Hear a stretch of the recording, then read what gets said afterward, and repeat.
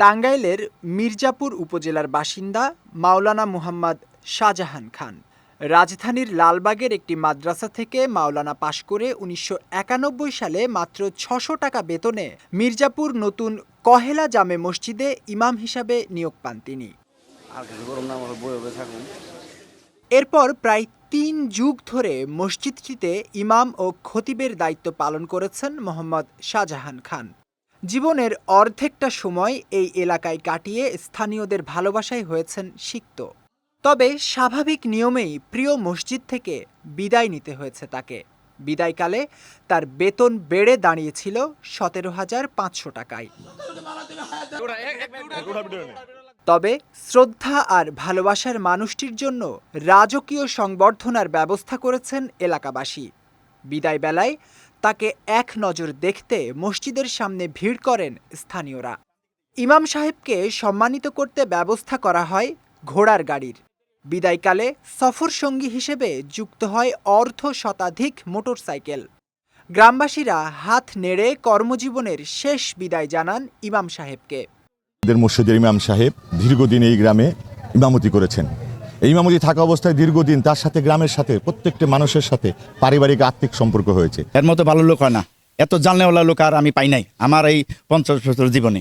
আমার জন্মের আগে তিনি এই মসজিদে এসেছিলেন, তো আমাদের সবাইকে তিনি কোরআন শিক্ষা দিয়েছেন এবং বিশেষ করে যে যে ছাত্র সমাজ আছে তাদের সবসময় তিনি সুপরামর্শ দিয়ে যেত। এলাকাবাসীর ভালোবাসার এমন ব্যতিক্রমী বিদায়ে আবেগ আপ্লুত ইমাম সাহেব মহান আল্লাহর দরবারে দোয়া করেন সকলের জন্য। এই গ্রামে ৩৪ বছর চাকরি করেছি। আমি অনেক ৪ থেকে ৫০০ ছেলেপেলেকে কোরআন শিক্ষা দিয়েছি, ১,০০০ মানুষের জানাজা পড়েছি। এই গ্রামের মানুষ আমাকে অত্যন্ত ভালোবাসছে। এই গ্রামের মানুষ আমাকে বিদায় লগ্নে ৯ লক্ষ টাকা দান করেছে এবং অনেক কিছু উপঢৌকন দান করেছেন। এই জন্য এই গ্রামের প্রতি আমি গ্রামের মানুষের প্রতি শুকরিয়া জানাই, আলহামদুলিল্লাহ।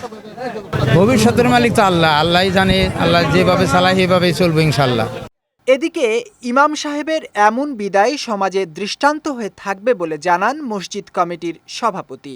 সহজ মানুষ উনি, ওনার সাথে আমরা আন্তরিকভাবে ছোটকাল থেকেও দেখছি, মানে আর এখনও দেখলাম। আমি সভাপতি হওয়ার পরে ওনার সাথে আরও অন্তরঙ্গ আমার ঢাকা থেকে এসে ওনার সাথে আমি অনেক আলাপ করেছি, দেখেছি উনি মানুষের হাদিস ছাড়া, কোরআনের আয়াত ছাড়া উনি অন্য নিজস্ব কোনো বক্তব্য কখনো দেন নাই।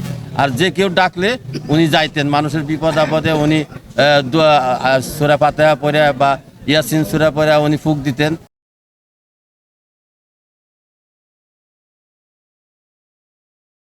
বিদায় বেলায় প্রায় ৩ শতাধিক মানুষ ৭ কিলোমিটার পথ পাড়ি দিয়ে বাড়িতে পৌঁছে দেন ইমাম সাহেবকে, হাতে তুলে দেন নানা ধরনের উপহার।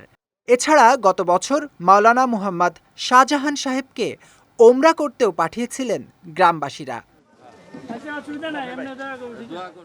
বিজয় টিভি নিউজ ডেস্ক।